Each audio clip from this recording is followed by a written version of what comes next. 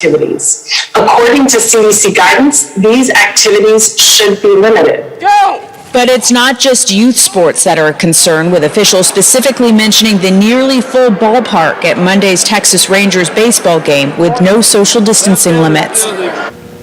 Over 38,000 fans attended the Rangers home opener at a ballpark that seats slightly more than 40,000. Monday's attendance is a record for a sporting event in the U.S. since the pandemic began.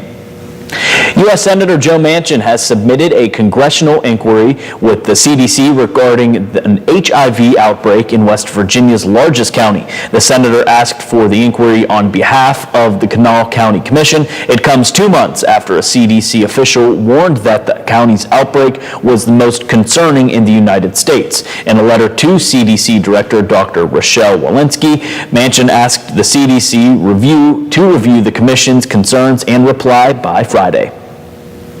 Of course, 7 News is your local election headquarters. Today kicks off early voting across the Buckeye State. Election offices will be open from 8 a.m. to 5 p.m. on weekdays for the next couple of weeks. Even Saturday and Sunday, voting will be added to the final 9 days before May 4th, which is Election Day. All protocol from November is also still in place. You can request absentee ballots to vote by mail, and polling locations will require masks and social distancing.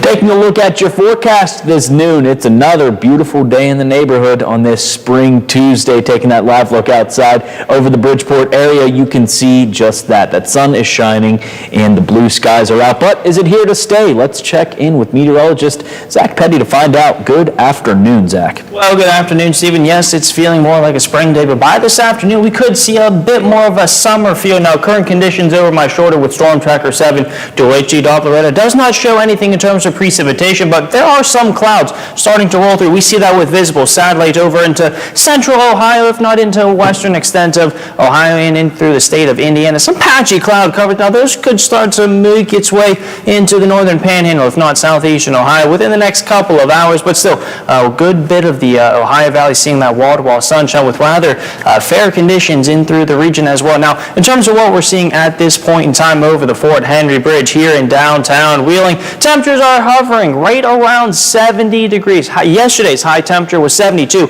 I expect us to warm all the way up into the upper 70s by this afternoon. Looks like we'll continue on with the mostly sunny skies, but there could be a couple of clouds starting to return as we head closer to dinner time, if not through the evening hours. Now, how long will this warmer air stick around into the Ohio Valley? Well, it might be a couple of days, but there is some chance we see some spotty showers. We'll talk all about that in my full forecast in a couple of minutes, but for now, we'll send it back over to you, Stephen. All right, Zach, thanks. Look at this. We here at 7 News would like to introduce you to our newly redesigned mobile app. It now features a sleek, modern design, an easy way to navigate home screen with quick access to local news content and a localized weather forecast. With our new app, subscribing to notifications is easier and with just one tap. To get the new WTRF 7 News app, just update the latest version or download the WTRF 7 News app in your Apple or Google Play Store by searching WTRF. And still to come, Zach is talking about fair weather for the rest of the day today and tomorrow. But when will the fabled spring showers return? Find out in his full forecast coming up after the break.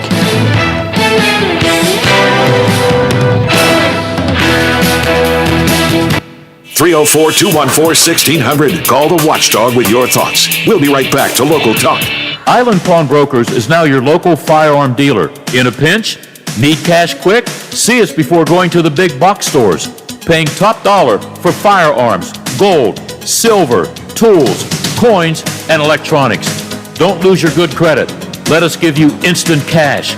Stop by 2 North Broadway Street on Wheeling Island, Monday through Friday, 9 a.m. to 5:30 p.m. and Saturday, 10 a.m. to 2 p.m.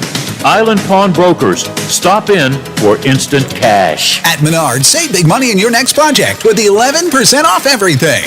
General Purpose Concrete Mix is great for sidewalks, steps, patios, and setting posts. All you have to do is add water, mix, and pour. Right now, all bags of concrete and sand mixes are 11% off. Get 11% off everything now at Menards. Good through April 10th. Savings are a mail-in rebate. Some exclusions apply. See store for details.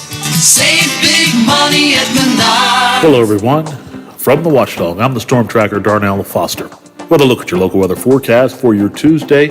Mix of sun and clouds. Daytime high of 78 degrees. Partly cloudy overnight with a low near 57. Plenty of sunshine for your Wednesday, with highs in the low 80s. Have yourself a great day, everyone. From the Watchdog, I'm Darnell Foster. The views and opinions expressed on the following program are not necessarily those of this station or its sponsors. The following program is brought to you in living color on NBC. Now it's time for Bill DeFabio on AM 1600 WKKX, The Watchdog.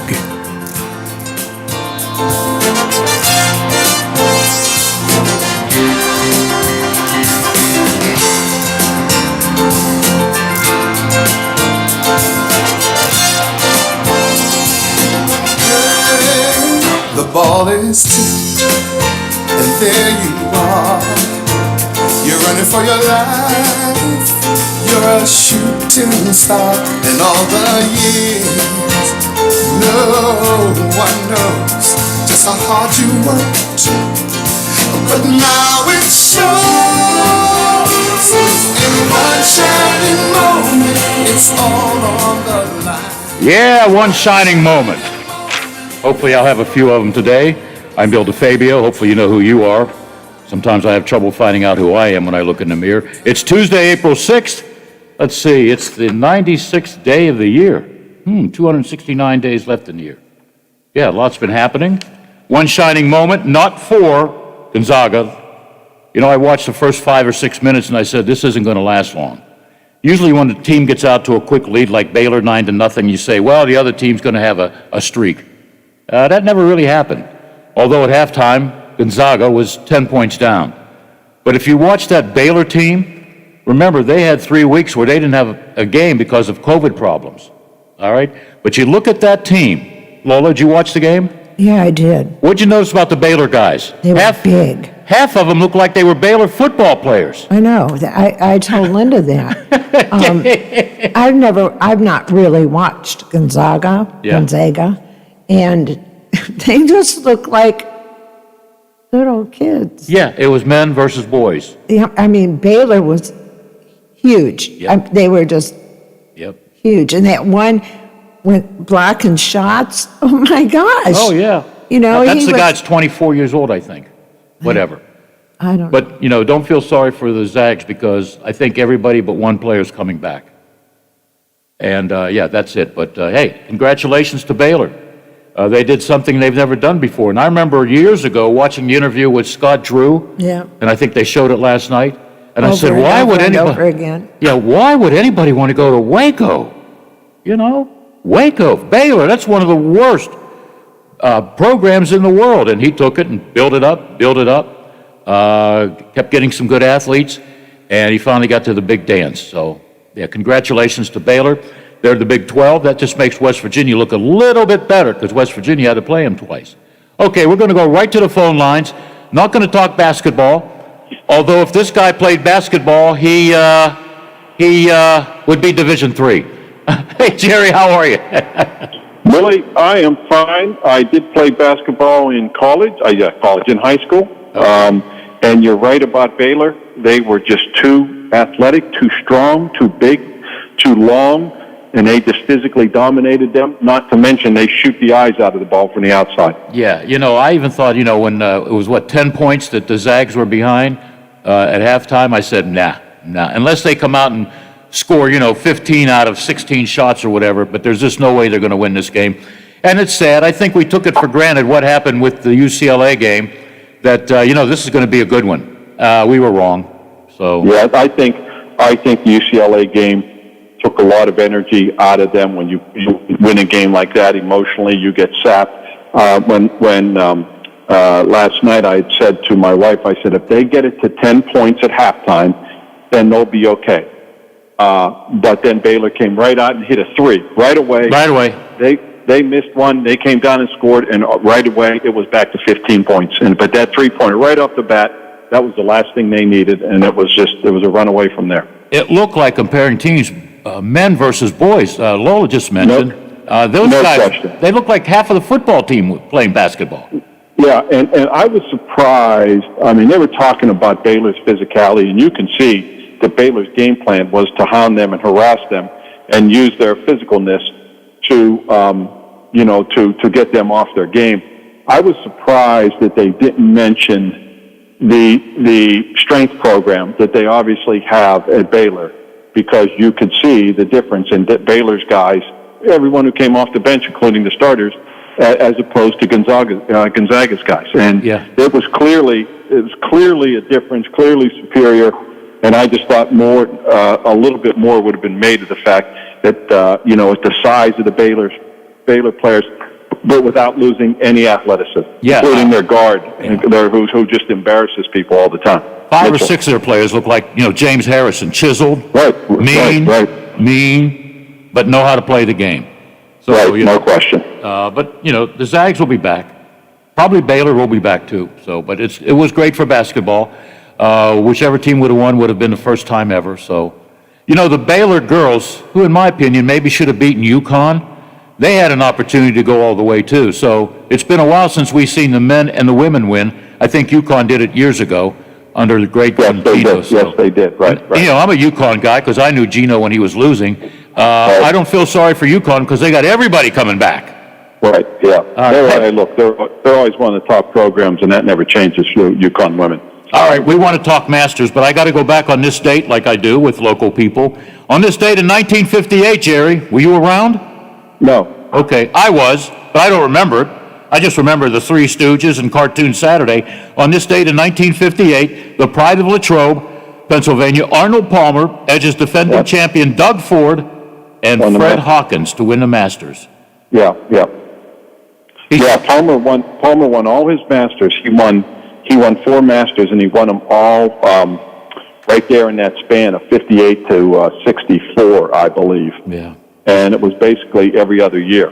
But yeah, that was his reign back then. That's for sure. He shot a final 73. Yeah. Did you ever shoot a final 73? I actually did. Okay. I actually did in the Tri-State Amateur in 1991. I ended up finishing tied for 8th, I believe. Now you've covered over 20 of these, and I guess you're not going to Augusta to cover this one. That is correct, Billy. I've covered 27 of them, 22 in a row until last year, of course, when it was moved to this November. And, of course, because of the Steelers season, I couldn't go. But I'm not going this year either for much the same reason, even though last year, with no fans, I just didn't want to be around that, to be perfectly honest. It would have just been too strange. I'd had my feel from Steeler games, empty stadiums and whatnot. But this year, the media access is still limited. Yeah, they're having fans, but it's still limited, and I just don't want to continue to go through that. It doesn't interest me. I'd have the same access there as I would, or as I do from my couch, and so from my computer. So I just figured, I'll wait another year, and until everything is at least almost back to normal. But yeah, I'm not going again this year. I'll miss going, but I'm not. Now, since you're one of the elite media people, I didn't know you covered 27. That's amazing. Don't you get a chance to play on the golf course before the tournament starts? No, not before. The day after, and I'm sure they're doing away with it these 2 years. But they have a small lottery that you can enter. They take 20 print guys and 20 broadcast guys, and you play the day after with the same pins. But if you get into the lottery, if you hit the lottery and get in, you have to wait another 7 years before you can enter. So, but it's been a while since I've done that, and it's a while since I've played it. But I'm sure, like I said, I think these couple of years here, they probably put a hold on that during COVID. Well, I'm mad at you because you always bring me back a program. Right. Darn you, Jerry! But Billy, I do think they mailed me one. Oh, okay. So that's okay. I might still have one for you. Don't worry about it. But it's I got a nice golf collection, thanks to you. And I also found an Arnold Palmer. You know how they have these stamps that are special stamps, and it's signed by Arnold Palmer. Did you give me that? 1973 or something? No, I don't think I gave that to you. Okay. I don't think I gave that to you. All right, okay. 'Cause I know you're a collector, but I don't No, think I'm getting rid of everything. Everything. Are you? I'm even going to give up my Terry Bradshaw head and one of his hair pieces because I'm going to get some Oh, money my for it. What? Didn't you hear what happened to Jack Lambert? No, what? He put his, your teeth in a little container. You know, his false Right. teeth. Well, Right. without the false teeth, he put the container on Leland Sports Auction, which is like the sports auction, and it got $19,000, Jerry. Oh my God. Now, what if he puts his teeth out on the market? You know, Well- an idiot. I shouldn't say that because it might have been one of my relatives that just bought the container. But can you imagine a container? Oh, I don't know. Unbelievable. 19,000. 19,900 or something. Almost 20,000. Unbelievable. All right, who's one of your favorites? I'm going to tell you mine because it reminds me of a wine, DeChambeau. Does he have a Well, there's no question he's all eyes will be on Bryson DeChambeau because of the way he'll try to attack the golf course. The betting favorites, Dustin Johnson, and right behind him, Dustin Johnson, of course, the defending champ, right behind him, and understandably so, is Jordan Spieth. Not only did he win on Sunday for the first time, his game has been trending. He's the hottest player on tour, but he plays Augusta better than anybody, Billy. He's had more. No modern-day player has led the Masters after a round more times than Jordan Spieth. He's led it 8 times in 28 rounds, and the only 4 players to ever lead the Masters after more rounds are Jack Nicklaus, Arnold Palmer, Gary Player, and Raymond Floyd, who have played the Masters about 5 times as many times as Jordan Spieth, and maybe more. Yeah. So he just plays very well there. He won it in 2015, could have won it in 14, should have won it in 16. So do not discount him either. So you're going to see, people are going to be looking at John Rahm. People are going to be looking at, Patrick Cantlay. My pick that was in the paper on Sunday is I'm picking Patrick Reed, who won it in 2018. He plays well there. He's a tenacious player. And, once guys who, because they play there year after year, guys who have played there and won there have a comfort level on that golf course. So, DeChambeau could win it. Dustin Johnson, Spieth. I personally am pulling for Spieth because I like him as a person. But I wouldn't be surprised if DJ won again, though, too. Yeah, who's the guy that's not media friendly? What's his name? Didn't he win a golf tournament a few years ago, a big one? Well, Patrick Reed was the guy who has family issues, who's estranged from his family, and was being ripped by the media, and is not real well like that on tour. No, I don't know who the media I see his face. unfriendly guy would have been, but if there's anybody, it was probably Patrick Reed. Yeah. You're familiar with every course, even the ones you haven't played on. Did you ever cover the British Open? 1 year, 1990. Okay, is that the toughest course because of the weather? No, well, the weather that year was warm. I came prepared for cold weather or chilly weather, and I was wearing shorts over there. No, it's not the toughest, but because, in fact, if there's no weather, it's fairly easy because the greens are big. It's not very long, but it's just the weather is a big factor with a lot of those seaside British courses. Scottish and Ireland too. Toughest course, is it the Masters? Augusta? Well, it can be because of the speed and the slopes of the greens, but it doesn't have a lot of rough. It's negligible. You can play second shots out of there if you get a little crooked with the tee ball, but you have to be pretty precise. No, there's probably other courses that are tougher. Shinnecock's tougher. Oakmont's tougher. They can make them tougher. Oakmont, Dustin Johnson won with 4 under par. That was the lowest score to par, maybe ever.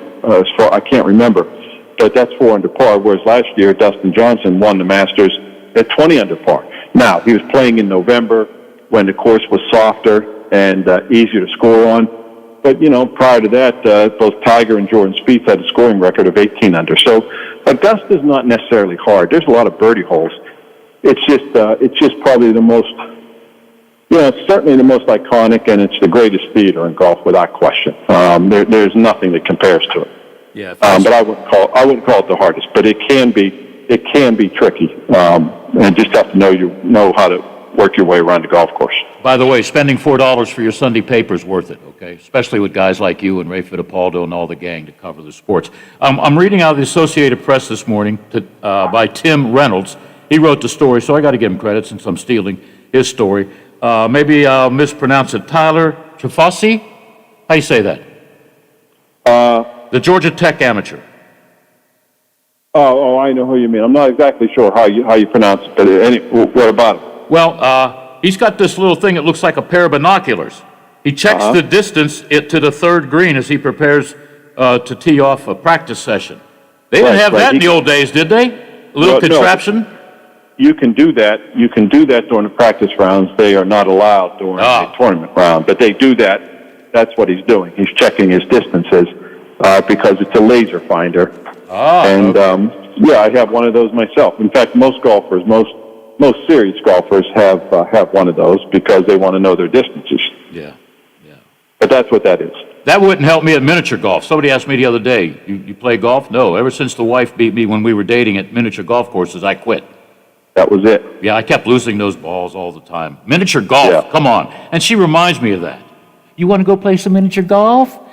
And you know what I told her? Not today. Not today. Hey, Not today, Zorg. Are you covering the draft? Of course I am, yes. So, here, I won't be in Cleveland. I never go to the site. The Steelers are here. Okay. All their people are here in Pittsburgh, I'll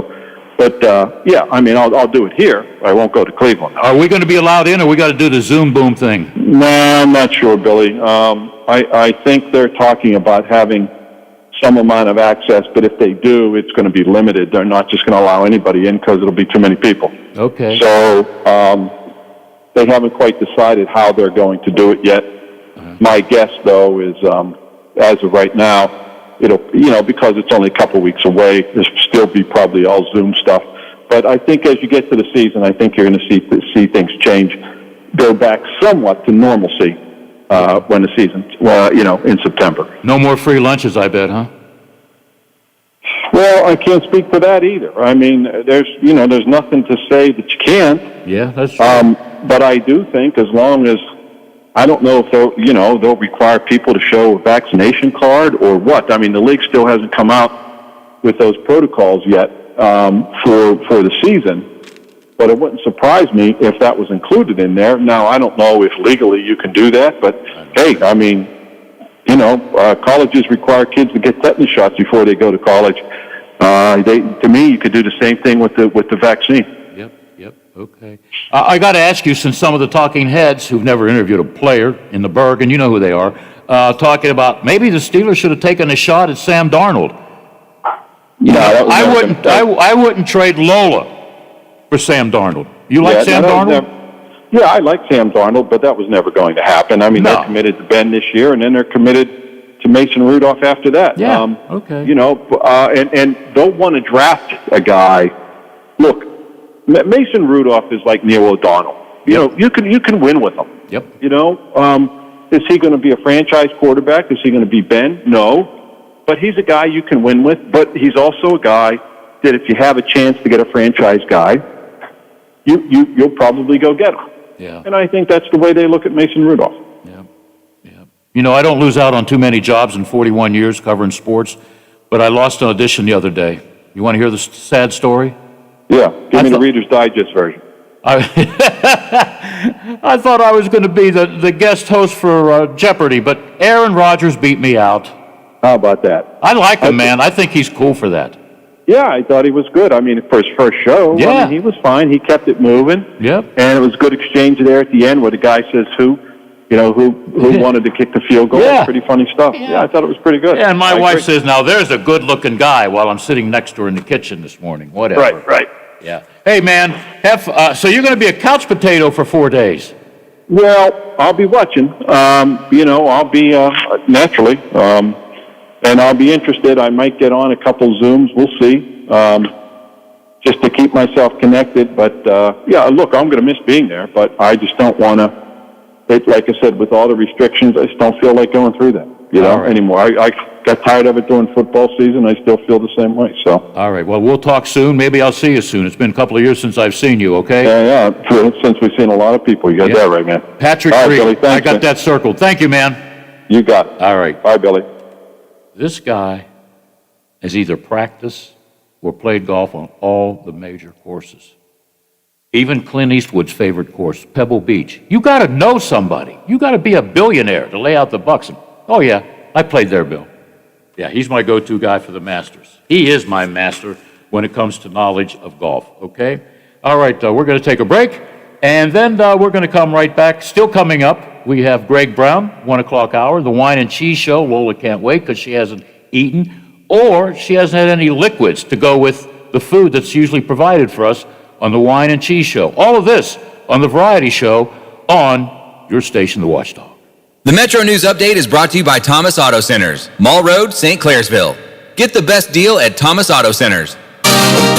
West Virginia Metro News, I'm Chris Lawrence. Senator Joe Manchin is again a pivotal figure in the future of a key White House program, this time the president's infrastructure plan. President Joe Biden unveiled the plan last week. The American Jobs Act includes $2 trillion toward infrastructure projects and revenue generation by overhauling some tax laws. This includes increasing the corporate tax rate from 21% to 28%. Manchin not supportive of such a large increase. He adds the country needs to pass an infrastructure bill, but also needs to fund it through appropriate means. We can't continue to throw caution to the wind, and both sides, the Democrats and Republicans both, have been irresponsible in the financial responsibilities that we have for our country and our future generations. The corporate tax rate went from 35% to 21% thanks to the 2017 tax law. Manchin opposed that measure. I'm Alex Thomas, WVMetroNews.com. Deadline nearing for the legislative session and still no consensus on how to eliminate the state's income tax. There are 3 competing versions of bills to do that, the House, the Senate, and the governor's plan,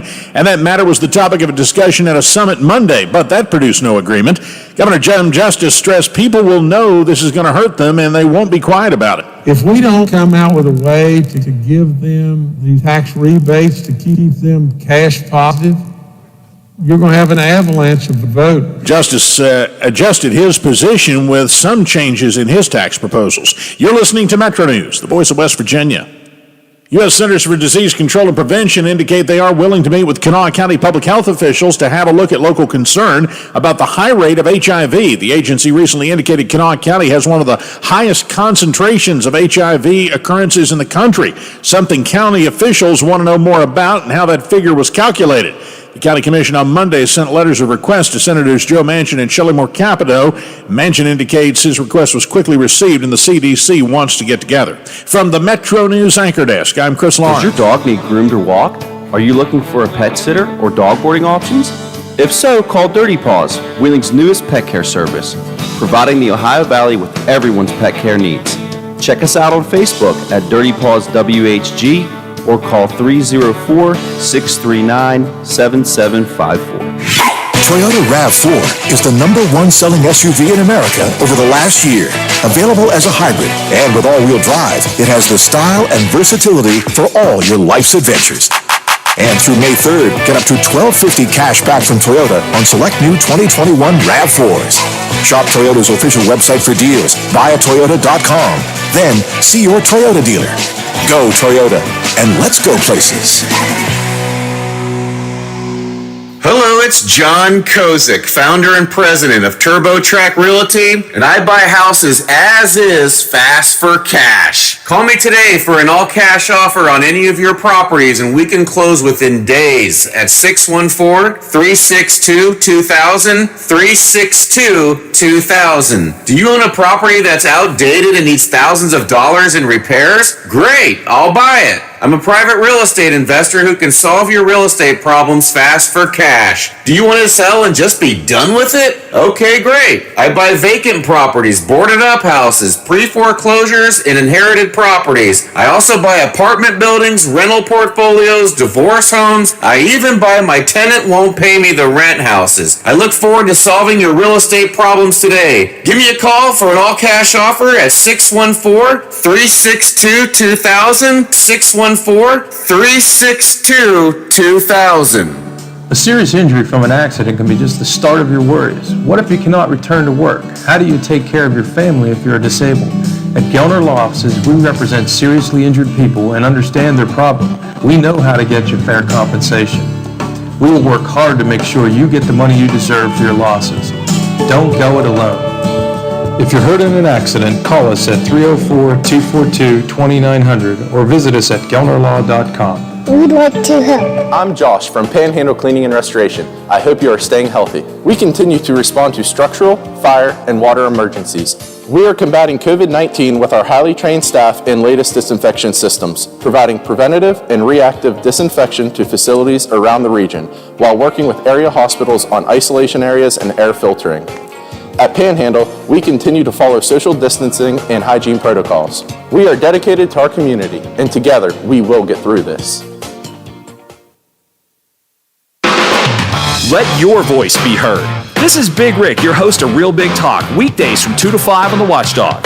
Just because my name is on the show, that doesn't mean that this show doesn't belong to you too. Lola and I can drive the bus, but you can jump on and join in. Breaking stories, local, statewide, national, and around the world discussed right here on the Watchdog. 304-214-1600. Real Big Talk with me, Big Rick, weekdays from 2 to 5 on the Watchdog.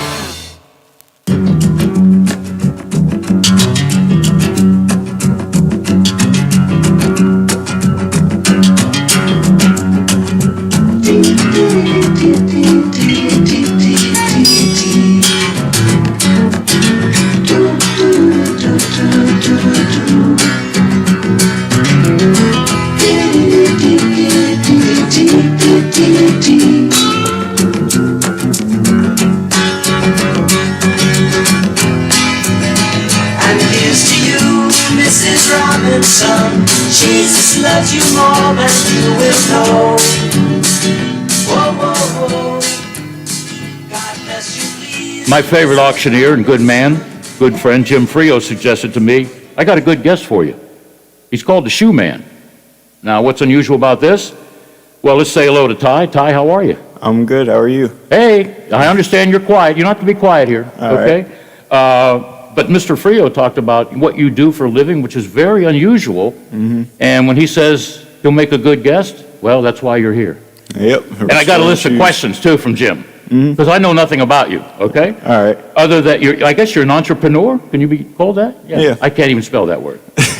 All right, now, look at my shoes. These are old Nikes, okay? I don't want to take them off because it'll stink out the place. Oh, yeah. These are old Nikes, all right? Uh-huh. I'm ready to throw them away. Yeah. You told me as I was doing some prep work with you, and the questions that Jimmy has. Never throw away shoes.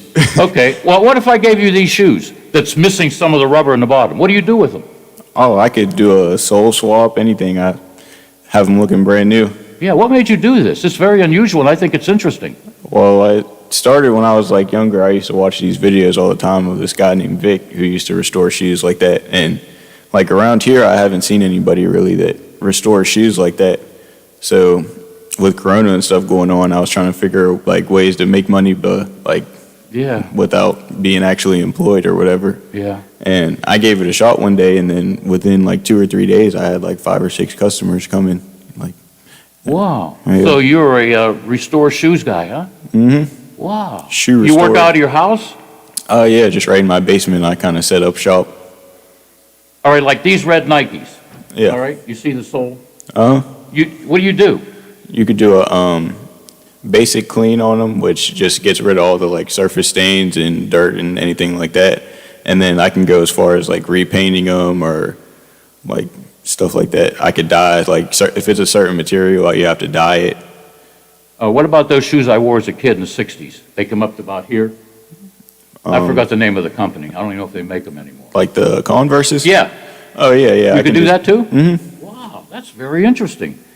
And you're paying the bills with the money, huh? Yeah. Wow. I'm doing pretty well. Yeah, man. I put a lot of money into it to get it started with all the paints and dyes and airbrush, stuff like that. But right now I'm getting to the point where I'm actually starting to see profit and doing better with it. So. Wow, that's very interesting. You're an interesting guy. See, you're not so quiet. Yeah. That's because I picked a subject you're familiar with, right? Oh, yeah. I'm going to ask you a couple stupid questions. Like, how many shoes can you do in a week? What if somebody's brought in like 12 pairs of shoes and they want them in a couple weeks? You can do it? Oh, yeah. A couple weeks. I'd say, on average, I usually go through between 15 to 20 pairs in a week. Wow. Do you have a with the partner regular or customers. somebody to work with? It's just you, man. Not really. My little brother helps me sometimes, but Okay. All right. How far do you think you can go with this business? I think I could do pretty well with it. Like, the goal is right now to get a website up and running so that it's a lot easier. So that, because right now it's all spread out across all my social medias and stuff, and I got to meet up with people in person and get the shoes. But if I get this website up and running like how I plan to, then it'll be a lot easier. People can just check out, get the shoes shipped to me, and I'll just do them and send them right back. Okay, before I forget, because, you know, as you can tell, I'm a little bit older than you. Mm-hmm. But you can laugh because it's true. Might forget to ask you before the show's over, how can people reach you? You can give a phone number, you can do whatever you want. Instagram is probably the one that I check the most. It's the Shoe Guys Official on Instagram. Or if you wanted to just send me an email, like picture of the shoes, then I could get a quote right back within a day or two. Oh, you can? Okay. Mm-hmm. You just send a picture to shoeguytie@gmail.com. You want to say that again? shoeguytie@gmail.com. Okay. This is a very unique story. Yeah. You know, if Jim asked me, you know what, I got this horse you got to talk to, I'm going to have him on the air. Because Jim knows his stuff, you know. Oh, yeah. And we go way back, you know, auctions and stuff, and we try and help each other out. But when he said this to me, you know what, Bill, this is going to be a unique guest. I'm thinking a shoe guy. Okay. Yeah, shoe restoring. Do you know of anybody else that does this? Just like the big YouTubers that I've seen when I was littler, but no, I've never heard of it at all around here. So you better get copyrighted so somebody don't steal your idea. Yeah, get my actual business, license, get everything set up LLC or whatever it's called. I don't know. What's that called, Lola? Is it copyright or? Yeah. Okay. Copyright. Yeah. Patent is if you develop a certain technique that nobody else has, you can patent that so that they can't take it. But Yeah. copyright would be the name and all that kind of stuff, logo. Yeah, we'll get it set up to where it's official and be officially labeled a business. Right now, it's just kind of a little side thing, I guess. Well, Mr. Frio can help you with the LCC or the copyrights, all right? Oh, but yeah, you of want to course. protect yourself. Yeah. You don't want somebody to steal your idea. Mhm. You know, that's a great thing. I would get confused. So you can take these old Nike. I got like 2 pairs of these I got to get rid of. Yeah, never get rid of shoes. What if I just give them to you and you fix them up and sell them and you keep the money? Yeah, I've done that for a couple people.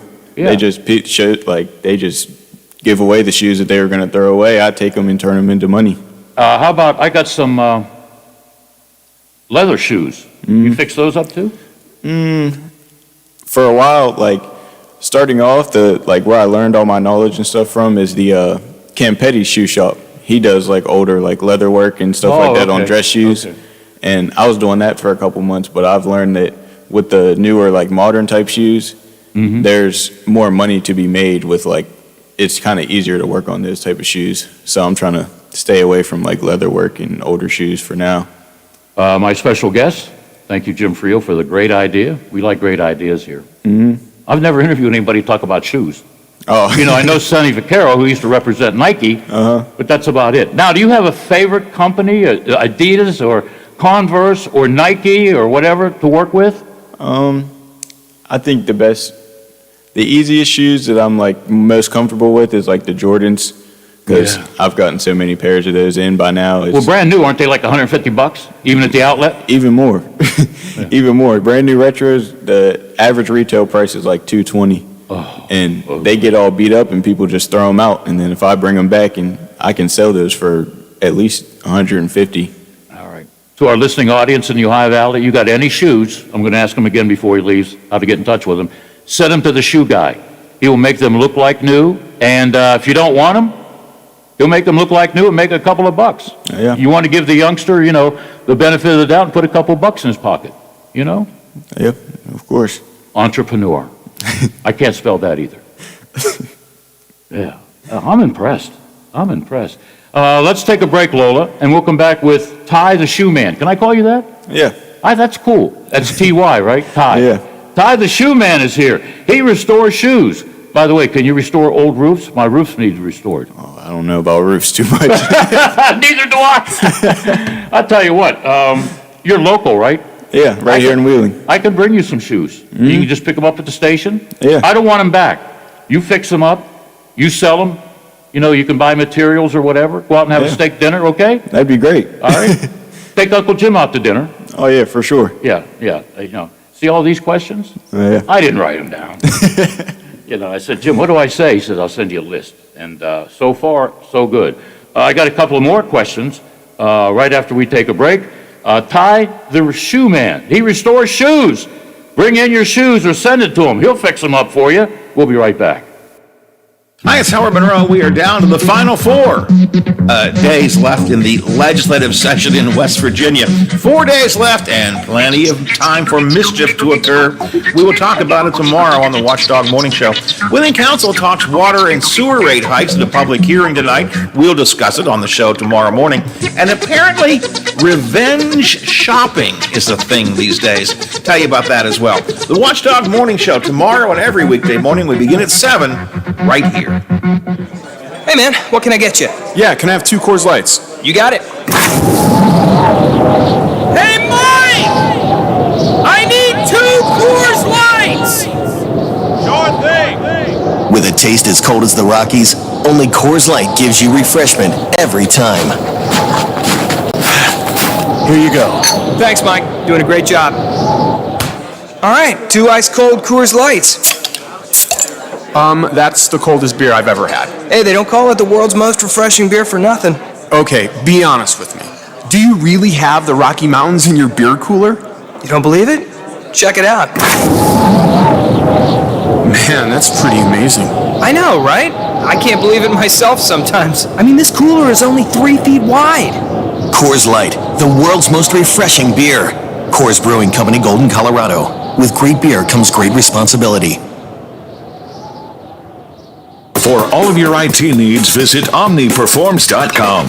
Omni Strategic Technologies, the only IT company that the Watchdog trusts. Millions plan for retirement online. Estimate your future benefits, apply for retirement, and manage your benefits all from the comfort of your home. And give yourself the freedom to do what you want offline. Social Security's online services help put you in control with secure access to your information anytime, anywhere, allowing you to spend more time with family, friends, or simply just enjoying the day. Social Security, securing today and tomorrow. See what you can do online at socialsecurity.gov. Give us a call and tell us what you're thinking. Locally, 304-214-1600. Out of the area, toll free, 866-514-1600 or 304-232-TALK. I've come to talk with you again, because a vision softly creeping left its seeds while I was sleeping, and the vision that was planted in my brain still remains within the sound of silence. In restless dreams I walked alone, narrow streets of cobblestone, neath the halo of a street lamp, I turned my collar to the cold. Well, during the break, I had to pick the mind of this youngin', 20 years old. So I got to ask you, 5 years from now, 4 years from now, you still expect to be doing this? As the business grows? Yeah, I definitely plan on sticking with it. At some point, I want to get to the point where I can be recognized by, like, maybe, say, big name stars, and whenever they need shoes done, like, you know who to go to. Shoe guy Ty. Hello, Ty. This is LeBron. You know LeBron James? Yeah. I got 200 pairs of shoes. You want them? Oh, yeah, send them through. Yeah, I never thought of that either, Of course, the athletes, they get new shoes. Yeah. But what do they do with the old shoes, right? Well, some of those shoes can go for $10,000, $20,000, and then you can come send them to me. Instead of paying $10,000, $20,000 for some new ones, you just spend a couple hundred and have them look brand new. Man, you're a smart young man. I'm glad I got to know you. Yeah. I'm a good listener, you know, especially with young people. Mm-hmm. I might learn something. I already learned something today, you know.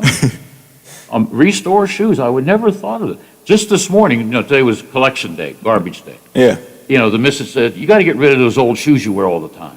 I think I have a green and white pair of Adidas that's coming apart. Yeah. But it needs strings. You supply the strings too? Yeah. Oh, okay. I can get new laces. The laces, I'm sorry.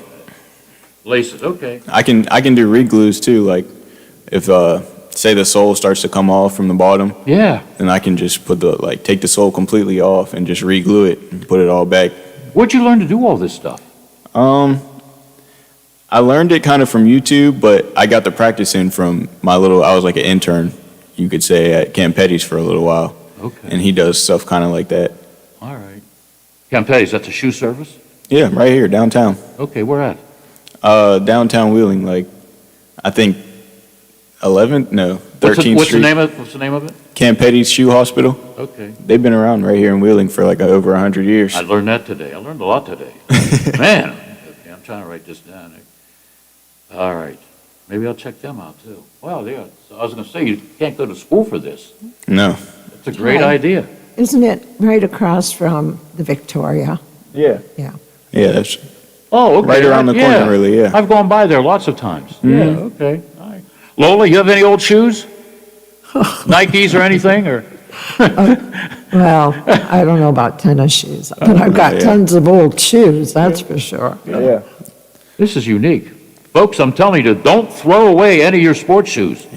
We don't throw away shoes in my house. No. Shoes are made for walking. Nancy Sinatra, remember? Oh, no, that was back in the 60s. You can tell I'm an old fogey, right? Old gasser. This is very, very unique. This is one of the most unique experiences I've had here, you know? And it's like the wine and cheese show coming up. Mhm. You know, we have samples of wine and cheese and everything. You're not old enough to drink wine, right? No, okay. But this is so cool. So I'm going to remind people too, even when you're not here, if that's okay with you. Oh, yeah, please do. Oh, I will. And maybe later in the week, I'll bring in some shoes or next week. You can either pick them up or, you know, whatever. Anytime, yeah. Yeah. This is what I do all day, every day. So right now, if I was in your house or apartment or whatever, how many shoes would I see that you need to fix? Down in my basement, I have at least 5 or 6 that I have to do right now. And then I have even more pair that I own that people have just given to me that I have to do, but I kind of sit those on the back burner until I can get all the ones done for customers. Now, I'm going to give you a couple of pairs of shoes down the road, right? I don't want anything for them. Yeah. If you refurbish them, how do you go about selling them? I usually post them on my across the social medias, but that's why it'll make it more convenient if I was to set up a website. Then I can actually just have everything listed, kind of like a store. Yeah. And you can come and just buy refurbished shoes that are. I can see it now. Big lights. Okay. Big sign. Ties. I got to come up with a name. Ties. Shoe Palace. The company I kind of started to go by is the Shoe Guys. The Shoe Guys. Okay. And then Or the Shoe Guy. The Shoe Guys, because I'm gonna eventually branch off and make it into a team. Because once I get so big, I'm gonna have to start hiring people. Yeah. Right now, I'm already working from night to day, really. Now, when you go home, you're going to go work on shoes? Yeah. Wow, that's great. Every day. You know, women wear sports shoes too, so, and women out there, you know, sometimes they just throw things away, you know? Yeah. They don't need them. Hey, that's a great idea. Yeah. All right. It's definitely a pretty good business that a lot of people don't think about. No. Because, first of all, it takes a lot of time, right? Yeah. Yeah. It does take a while, but there's definitely money to be made if you really do it the way that I'm doing it, at least. Yeah, okay. And what's your favorite shoe? What's LeBron wear? LeBron's. LeBron has his own shoe now. Like Michael Jordan, right? Yeah. Yeah, okay. I never realized some of his old shoes might be worth money. Oh, yeah. Because they were worn by stars, or I don't know. They go up to thousands. Wow. I've seen one pair of shoes sell for $100,000. Wow. Who wore those? I would say it was either LeBron or some Jordans, some older Jordans, I think they were. Yeah. This is unbelievable. I've learned so much about shoes. Yeah. I just thought you wear them, Wear them out, throw them away. Throw them out, yeah, no. It's a great idea. We don't throw shoes out. Yeah. You're going to see TV stations doing features on you, Ty. Oh, yeah. You know hopefully. what I mean? Get that copyright and that LLC or whatever. Make sure you're safe. Oh, yeah, of course. You don't want the guy down the street, to borrow your idea. Oh, yeah. Well, you want exclusivity of that. Tell them we could do business together. Yeah. Yeah. I'm open to that. Yeah. Okay. All right. Refurbished shoes. Who would ever thought? Wow. I like it. All right. The listener just joined us wondering, what are they talking about restoring tennis shoes or shoes? Basketball shoes, yeah? How about football shoes? Yeah. You can do that? I've never done it, but yeah. Okay. I guess I could. It's pretty much the same principle. Yeah, you can expand, Yeah, maybe you'll get a call from Patrick Mahomes. Oh, Hey, Ty. That'd be awesome. I got some shoes, man. Let's do it. LeBron told me you're cool. Word gets around, especially with social media. Oh, yeah. Nothing's private anymore, Yeah. But it's a great idea. And I hope you can come back in maybe a couple of months, give us an update. Oh, yeah. Okay? Of course. Okay. How can people once again get a hold of you? The easiest way, Instagram, DM me at the Shoe Guys Official, or send an email to shoeguyty@gmail.com. And then if you need an auctioneer to sell those shoes, I got a good one. Oh, yeah. The best in the USA, Uncle Jim. I could just hear him now auctioning off shoes. Worn by LeBron James. Oh boy, if we ever got out to some of these athletes, especially guys, you're going to have to hire a lot of people. Yeah, that's the goal right now. We're trying to reach out to some of the bigger stars and stuff and get worldwide attention. Yeah. Get the name out there. Yeah. By the way, I like the shirt, exclusive. Oh, yeah. Where'd you get that? I actually made this. Now you make shirts? Lowell, did you see this? How'd you make that? It's a clothing brand that I started up with my friend. Now you have a clothing brand. Yeah, we won't get into that right now. You need an agent? I got a big mouth. I can get the word out. I only want 10%. Wow, that's cool. You made that shirt. Yeah, I made the design and everything and got it printed. Wow. You're a very intelligent young man. Yeah. Once again, entrepreneur, and I can't spell it. Entrepreneurs do well, Yeah, for sure. I hope you make a lot of money, and I hope you're having fun, okay? And is there a phone number people can call you? Or you just want them to do it to social media? Yeah, social media, usually it'll get all... Yeah, you never know. It'll get all cluttered and stuff if I have getting calls all day. Yeah, that's true, A lot of people don't use the phone anymore, Yeah. They use this thing. Well, I think I got all my questions Uncle Jim gave me. Hold on. What was his last questions? You plan on getting into the dress shoes and leather work. There you go. That's the last question from Jim. Oh. Do you plan on getting into dress shoes and leather work? No? No, not really. Now stick to these. Yeah. There's more money in the modern shoes. Yeah, all you need is one profile athlete. And the stars can be yours. Yeah. Okay? Wow, that's the cool stuff. Hey, Ty, thank you very much. I never got your last name. Mayo, M-A-Y-O. Mayo, like mayonnaise. Yeah. I can remember that name. I'll go home tonight and wife said, who was this Ty? Oh, Ty Mayo. I like it. All right. Okay. And if you see Jim, you tell him thanks for the advice, okay? Yeah, of course. I mean, if he tells me to, I got this horse you got to talk to, I'm going to bring him in. This is one of the most, I learn on this show too. Yeah. It's not like I know everything, but I don't. But I'm learning, and I never knew. I was ready to throw these away. Yeah. I think I got 3 pairs for you. Oh, we'll fix them up for you. I like it, man. And whatever money you can get, maybe someday you can buy me a cup of coffee. Oh, that would be great. And if I need a shirt, you can make me a shirt. How about a tuxedo? Tuxedo, I'll have to think about that one. How about a nice jacket for when I die? I want to look good in the casket. You know what I mean? Oh yeah, we got you covered. Or they could just show my feet with your shoes, and you put your name on it. That's publicity, man. Yeah. Hey, look at the Fabio shoes. Hey, thank you very much, Ty. I've had a whole lot of fun. Oh, yeah, of and course. I've learned Thanks a for lot having about me. this, and it's good to see youth thinking ahead, Of course. making money. Great idea. Maybe we'll get a professional athlete to call you. Oh, hopefully. I'm That's going to the work plan. on that, because I know a lot of pros. Do you? Yeah, oh yeah, oh yeah. All right, thank you very much, man. Good All luck right. to you. Thanks for having And me. I'll be bringing in some shoes for you. Bring in shoes for Ty. How's that? All right. Ty wants your old shoes, smelly or not. We'll be back and talk baseball with Greg Brown right after this. No one to the sound of silence. Fool said I do not know. Silence like a cancer grows.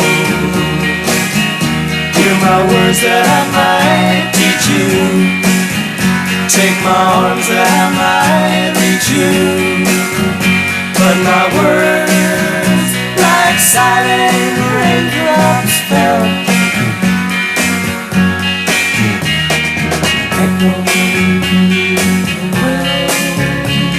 Of silence, and the people bowed and prayed.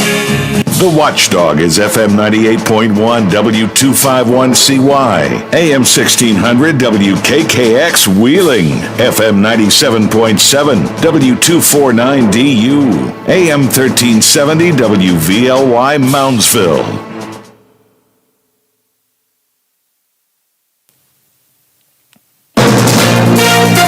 From ABC News, I'm Michelle Franzen. In Minneapolis this hour, prosecutors in the Derek Chauvin murder trial keep the focus on police training and the use of force leading up to the death of George Floyd. The prosecution continues to call former colleagues of Derek Chauvin's. Jurors heard today from Sergeant Kerr Yang, who coordinates the department's crisis intervention training. He testified that Chauvin participated in courses on crisis intervention, where officers are given opportunities to recognize a person who might be in a crisis and training on how to deal with them. The defense continued to focus on the crowd that developed around the officers, emphasizing that a crisis can include people other than the suspect. Mark Remillard, ABC News. Police in Frederick, Maryland say they still don't have a motive in a shooting incident today that injured 2 Navy personnel. Police said 2 men were shot and wounded at a concrete paver business near Fort Detrick in Maryland. When the gunman moved toward Fort Detrick itself, he was shot and killed by security personnel. We arrived at that scene. Life-saving efforts were in progress, and we were notified shortly thereafter that the shooter was reported dead. Police Chief Jason Landau said the gunman was 38. He did not disclose a motive. The 2 wounded men were said to be in critical condition and flown to Baltimore for treatment.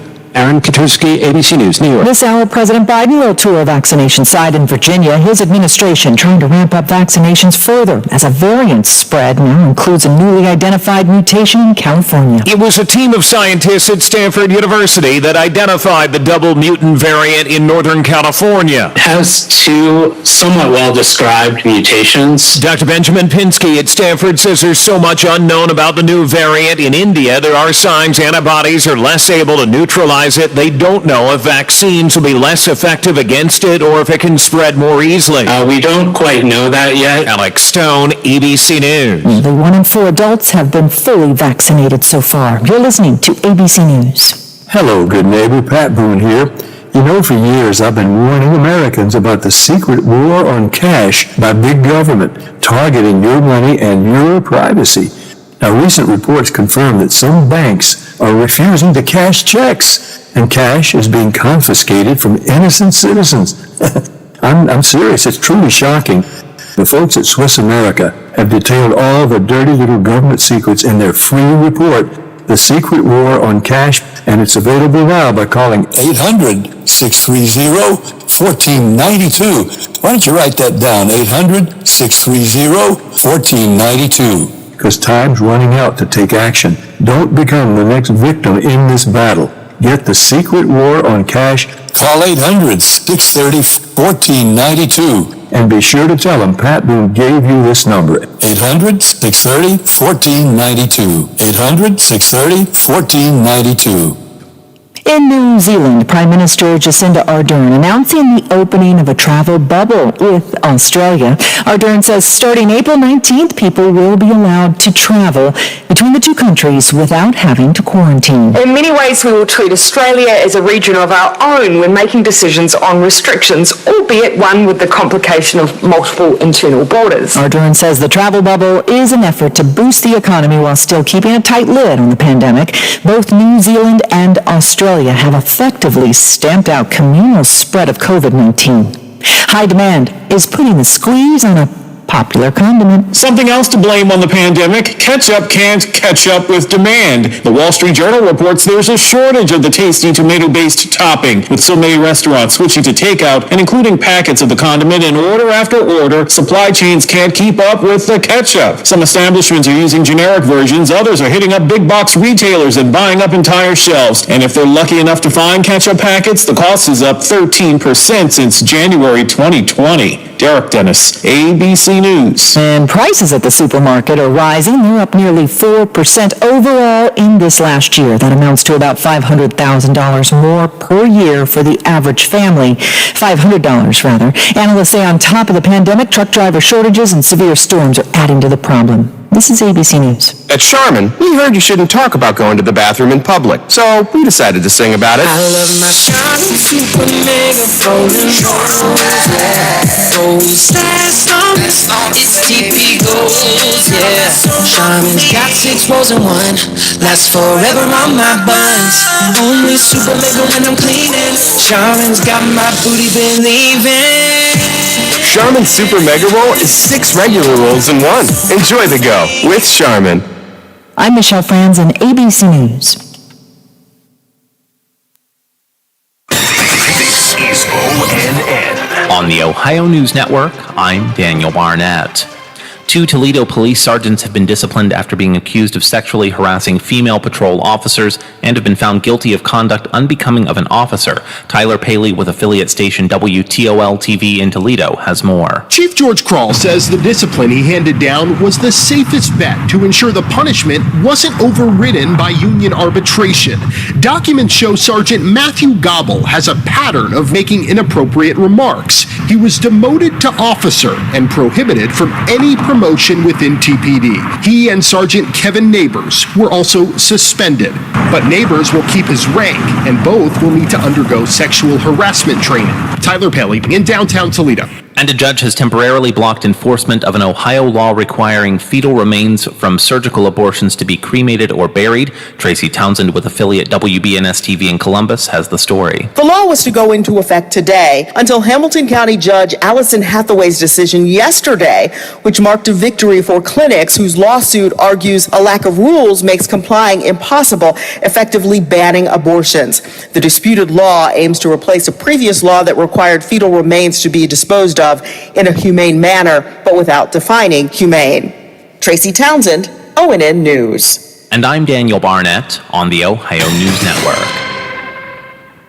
Hello, it's John Kozik, founder and president of TurboTrack Realty, and I buy houses as is, fast for cash. Call me today for an all-cash offer on any of your properties, and we can close within days at 614-362-2000, 362-2000. Do you own a property that's outdated and needs thousands of dollars in repairs? Great, I'll buy it. I'm a private real estate investor who can solve your real estate problems fast for cash. Do you want to sell and just be done with it? Okay, great. I buy vacant properties, boarded up houses, pre-foreclosures, and inherited properties. I also buy apartment buildings, rental portfolios, divorce homes. I even buy my tenant won't pay me the rent houses. I look forward to solving your real estate problems today. Give me a call for an all-cash offer at 614-362-2000, 614-362-2000. Stand by. You're back to live and local programming in moments on The Watchdog. Hey, I'm going to the kitchen. Can I grab you a Coors Light? Yeah, that sounds good. Huh. I never knew there was a zip line in my fridge. Hey, buddy! Yeah! You got 2 Coors Lights up there? You got it! Always brewed down to 34 degrees. With a taste as cold as the Rockies, only Coors Light gives you refreshment every time. Here you go, 2 Coors Lights. Awesome, man. Wow, these are really cold. That's the only way I deliver it. Sure, I mean, you being a mountain climber and all? Yep. You probably need a pretty warm coat in there, huh? Yep. Hey, Ben! Yeah! Ask him if he has any nachos. You got any nachos in there? No. Just icy cold Coors Light? Yep. That makes sense. It is the Rockies. Coors Light, the world's most refreshing beer. Coors Brewing Company, Golden, Colorado. With great beer comes great responsibility. Does this current crisis leave you wondering how to pay your bills? Well, a lot of people are struggling right now. I'm attorney Tom McIntyre. Call me today to schedule your telephone or video conference meeting, and I will send you a copy of my new book about bankruptcy, When Bad Things Happen to Good People. Call 877-456-4155. Together, we will figure out what to do now and what to do when this is over. We will get through this together. Hello, everyone. From the Watchdog, I'm the Storm Tracker, Darnell Foster. With a look at your local weather forecast for your Tuesday. Mix of sun and clouds. Daytime high of 78 degrees. Partly cloudy overnight with a low near 57. Plenty of sunshine for your Wednesday, with highs in the low 80s. Have yourself a great day, everyone. From the Watchdog, I'm Darnell Foster. The views and opinions expressed on the following program are not necessarily those of this station or its sponsors.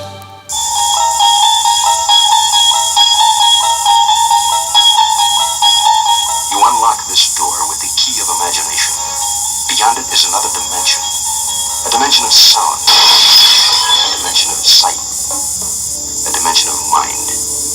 You're moving into a land of both shadow and substance, of things and ideas. You just crossed over into the Twilight Zone. Now it's time for Bill DeFabio on AM 1600 WKKX, The Watchdog.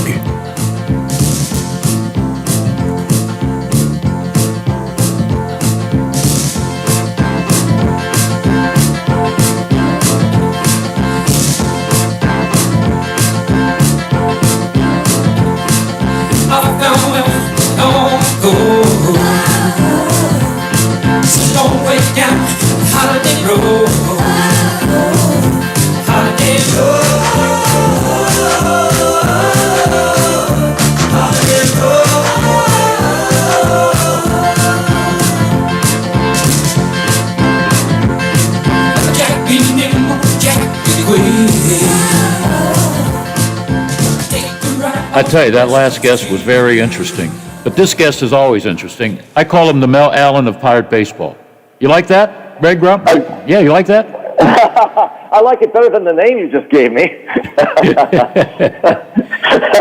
I just thought, by the way, I just thought of something. I really appreciate Lola and you giving my theme song there, Holiday Road by our man, whose the name now escapes me, one of my favorites. Lindsey Buckingham. Lindsey Buckingham. Oh, yeah. Well, the reason why I'm preoccupied, Lola, is because I just thought of something as on hold, and then I've got that little theme. I know that Bill's got the was it Outer Limits theme. Twilight Zone. Yeah. Twilight Zone. Twilight Zone. Yeah. Okay. Yeah. Now I am sounding like Bill. But anyhow. Thank you very much, Greg. Yeah. But are either one of you a fan of Kill Bill, the movie series? Yes. Uma Thurman and David Carradine. Yep. There is in Kill Bill 2, toward the end, when Beatrix is looking to find Bill, she goes into this hut with this bad man, this Spanish guy. What's his Esteban Viejo. He's sitting there smoking a cigarette. You know what I'm talking about? An older gentleman. She goes up and she wants to know where Bill is, and he runs this bad prostitution ring, and she says she wants to, and she sits down. He says, at least you will have a drink with me, and she sits down, and he says, he's very impressed by her, and he says, I wish I had known you before you got involved with Bill. Anyway, he went to and she goes, now back to the question. Where's Bill? And he pauses, he takes a puff, and he looks at her and he says, yes, where's Bill? That would be a perfect introduction to our Billy D. Where's Bill? If you could get that clip and play it next week, that would make my day. That would make my week. I think people would get a kick out of it. Well, hold on. I'll see if John Wayner's available next week, John. Yeah, I told John. I said, be ready. You're going to start doing a weekly show, and he was very excited. Yeah, well, yeah. When I had him on the air, people said, he's good. You ought to have him on more. I said, okay, whatever, yeah. I like John. I do too. I like him very much. He could play every position on the field and any position in the broadcast booth. He's very good. He's my Jay Caulfield of baseball. He's very talented. Yeah. Very talented, smart guy, fun guy, and a great friend. Yeah. A great friend of mine. I need a favor. And it's not a difficult one. I just had here a young man, 20 years old. His name is Ty. You know what he does? He has his own business. He restores shoes like Nikes, Adidas. I'm going to give him 3 pairs of mine. He can restore them, and I don't want them back. He can just go and sell them. It's a great idea. So if you know any of the Pirates that want their shoes redone or whatever, get in touch with me, and I'll put you through. Great idea. I will do that. That's No, a great seriously. idea. If you have any shoes at home, old Nikes, Adidas. Oh, heck, I don't have those. I'm not one of those shoe guys. I don't know anything about shoes. I'm like that with cars. I use it for transportation. Oh, yeah, that's why you drive a nice Escalade. No, that's not why I drive, because they're nice people. I got involved with those Cadillac people 20 years ago because you know who turned me on to the Cadillac? Who? When I first came back to Pittsburgh, Mike Lang. Okay. I didn't know he was a caddy guy. He put me in touch with those folks, and they've been just absolutely great. And I told them, I said, just so you know, and they think I beat that car up. They make fun of me. But I told them, I said, I don't drive cars for any reason other than to get from point A to point B. Yeah, okay. I'm not into the car scene. So likewise, I'm not into the shoe scene, but I will. Yeah. If I hear of a player interested in restoring shoes, I'll let them. He refurbishes them. He makes them look brand new, Very cool, very cool. And he was telling me some old shoes, like worn by some of the great stars, go for like $100,000. Whoa. So if he can only get hold of LeBron James, right? Or Patrick Mahomes, Yes. He's an entrepreneur. He's 20 years old. One of the smartest young men I've ever met. And he's got a name I can't screw up. Ty Mayo. There you go. How do you screw that up, DeFabio? I don't think you will. Now. Yeah, he restores shoes. I was ready to throw away a couple of my Nikes I've worn over and over and over again. And I showed him. I showed him the shoe. I didn't want to take it off because of the smell. And oh my goodness. He says I can make those look brand new. Can he help with the smell? I don't know. Oh boy. Yeah. That's problematic. But pass the word, man, okay? Yeah, absolutely. All right, on this date, you ready? It has to do with the Pirates. Yep. Let's go to 1973 on this date. A crowd of 51,695 jam into Three River Stadium to honor the late Roberto Clemente's uniform number 21, which was retired during a pregame ceremony. Then the Pirates rallied in the ninth for a 7-5 victory over the St. Louis Cardinals. Now, you know what's interesting about that? I happen to know a gentleman who helps, one of the curators from the Hall of Fame is obviously a big baseball fan, and he came down to PNC Park, and I gave him a tour since he had given me a tour up in Cooperstown the year before. Mm-hmm. And I said if I can return the favor, and I took him around the ballpark, and you have been up, I'm sure, to the club level at PNC Park, at least I hope you have. Yes. And walked around kind of the three themed restaurants, one being Gunner's Lounge, of course, named after Bob Prince. There's Club 3000, honoring members of the 3000 Hit Club and so on. And as we're walking around, there was that picture from that day where Vera is given the Clemente jersey by the Pirate owner Dan Galbraith. And he pointed out the patch, the number 21. Do you remember that patch that they wore in their sleeve? Yes, I do, yes. Up until that time, it's an interesting little nugget. And in fact, in spring training that year, down in Bradenton, the Pirates, thanks to John Hallahan, the equipment manager, ordered just black ribbons that they pinned to their jersey sleeves throughout spring training. So it was a black ribbon. Yeah.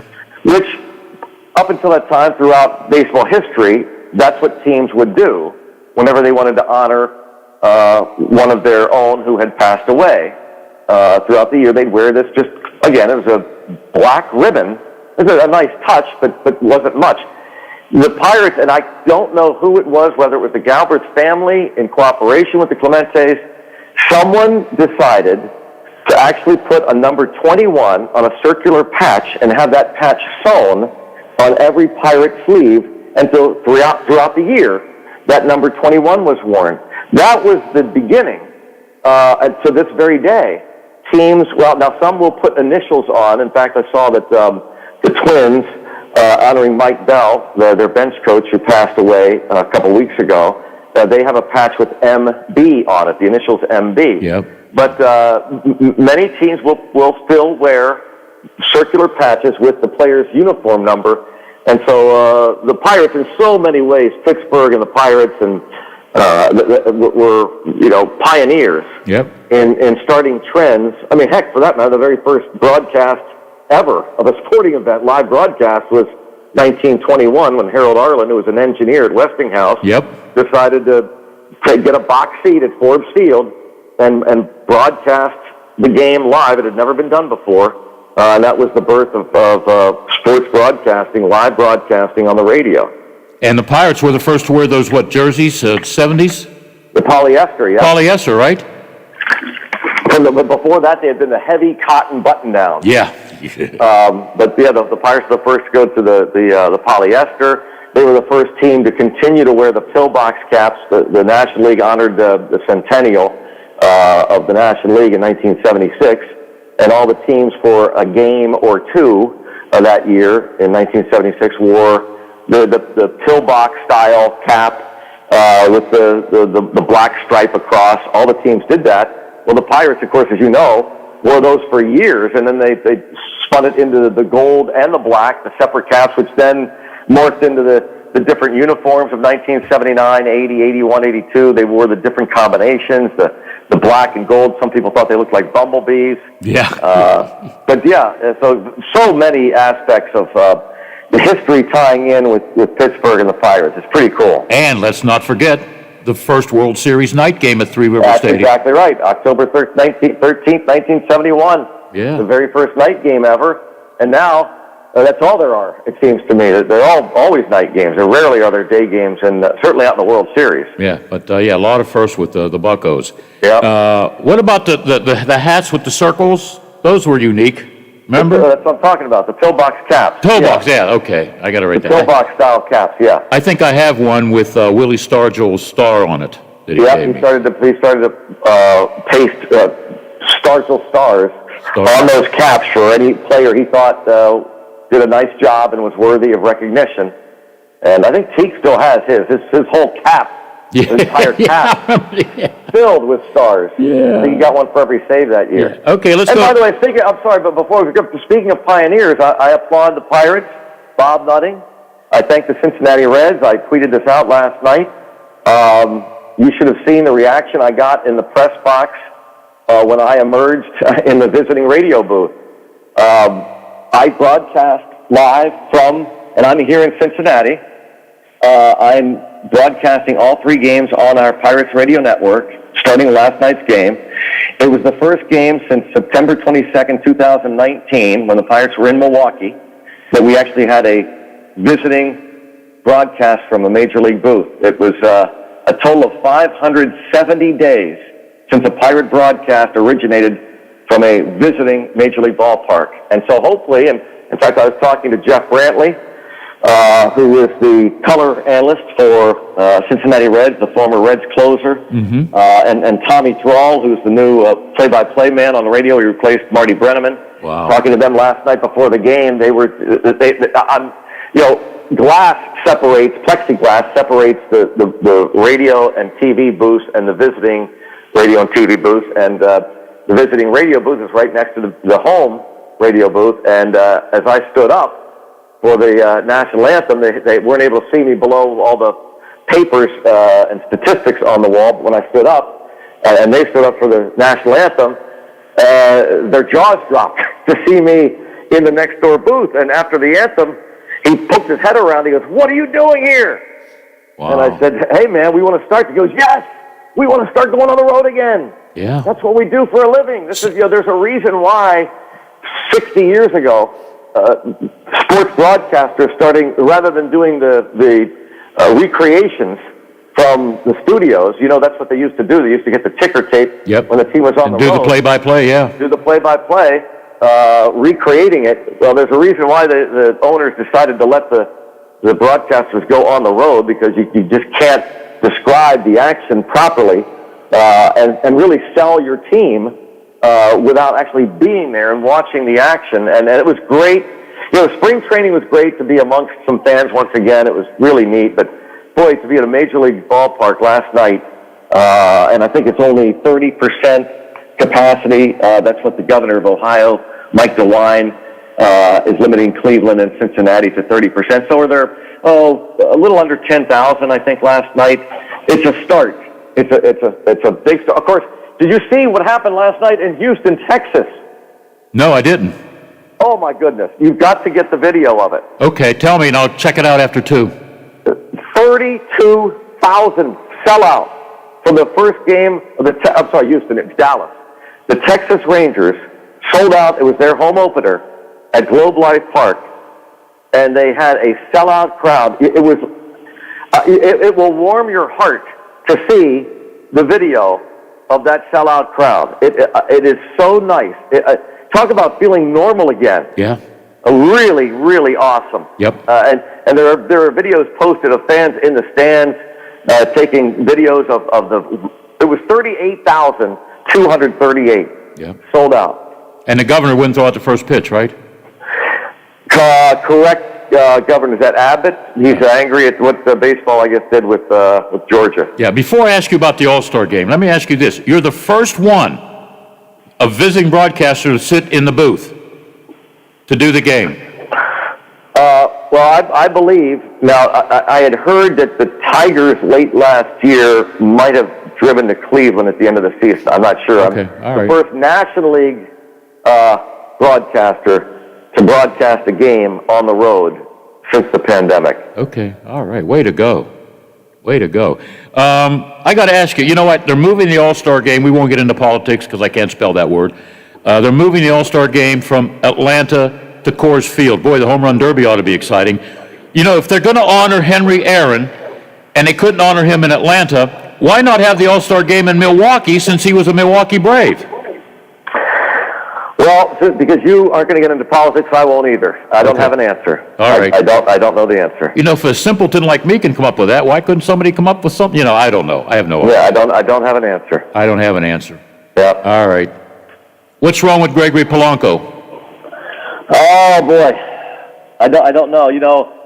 I was listening to John Wayner this morning talk about his last at-bat at Wrigley Field on Sunday. He was batting in the 8th inning with 2 men on against a left-handed pitcher, Rex Brothers. And he fouled off some pitches, and Rex Brothers is a tough lefty against left-handed batters. And he fouled off some pitches. He took some very close pitches for balls. I think got the count to 3-2, and he hit a sharp ground ball right at the second baseman for an inning-ending double play. And as John was saying, kind of hoping that would jumpstart him, but he looked again a little, at times last night, funky. I think what you have to do with him, you have to play him. You have to play him every single day, and just hope he gets that confidence and that swing back. And the thing about him, if he could just take a page out of Colin Moran's book, because Colin Moran, as Derek Shelton told us before the game yesterday, he's homered twice now. He homered last night again. He doesn't try to do too much. If a pitch is outside, he hits the ball the other way to left field. If a pitch is inside, he'll pull the ball. And, nothing against Moran, but Gregory Polanco is as strong as any player on the team. And he doesn't have to do too much. If he shortens up his swing, he gets into almost a two-strike approach, doesn't take a big stride, gets handsy, as they say, uses his wrist, uses his strong upper body, the ball will go places. He doesn't have to overswing. And if he could just get into that mode, I think he'll be okay. So I'm just hoping, as we see, just be patient with him. And I know they've been very patient with him in the past, but because there's no getting around. They have to play him every day, Bill. There's just no getting around it. Yeah. I've heard people say, they can't. I'm tired of seeing him. I got to sit him. No, you got to play him every day and hope that's the only shot they have. Two things will happen. He'll be really good, and they'll be able to trade him for some really good talent. Yep. Or he's really good and they win a lot more games and they decide to pick up his final option. What's he make a year? 11? I think 11. Okay. All right.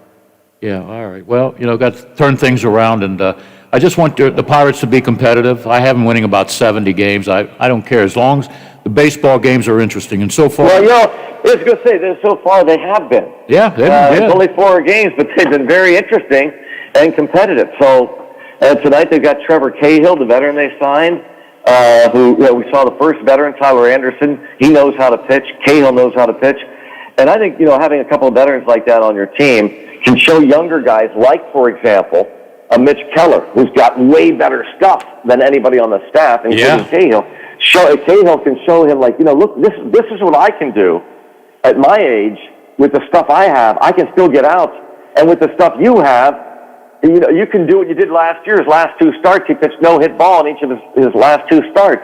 So, Hope, I agree with you. Win more games, be more competitive, and so far they have been. They've been entertaining games, and they've been a lot more entertaining to watch in person, I can tell you that. And the Pirates are returning home Thursday for the home opener. They've got the off day on Friday. First night game of the season is Saturday at 6:35, Sunday afternoon, 1:05. And then you've got the Padres coming in. Manny Machado, Eric Hosmer, Fernando Tatis, who we're waiting to see what's going on. I don't know if you saw that video. Yeah. He took a vicious swing last night and crumpled to the ground in pain. Yes. Did something to his left shoulder. Hope it's not serious. Baseball season. Hey, speaking of injuries, you got 30 seconds. Can you give me an update on Mr. Hayes? Well, it's just they didn't want him, and he was smart. He didn't want to be selfish. He knew he was going to miss a couple days, let the inflammation go down, miss a couple games. Okay. He's going to end up having to miss 10 games, but he'll be back, and it won't be too long. All right. Hey, man, thank you. Don't forget, old shoes can be refurbished to make them look new. So Ty can save the players a lot of money. How about that? Ah, yes. Where's Bill? Yeah, oh, yeah. Where's Bill? Say goodbye, Greg. Goodbye, Greg. All right. Thank you, man. See ya. I was jotting down notes. I know the equipment manager for the Steelers, and they throw away a lot of these shoes. Well, once they let me into the South Side facilities, I'll go talk to them and say, hey, man, don't throw any shoes away. I got a guy that can fix them up. All right? Save the players some money, like we're saving millionaires money, whatever. Still, it's a great idea. If you missed it, we're going to have him back again. The shoe man, Ty, was with us, and I'm thinking, wow, what's this guy going to do? And it was a great show for 24 minutes. Ty Mayo, he refurbishes shoes, Nike shoes, Adidas shoes, okay? All right, I'm going to give him like 3 pairs of shoes, all right?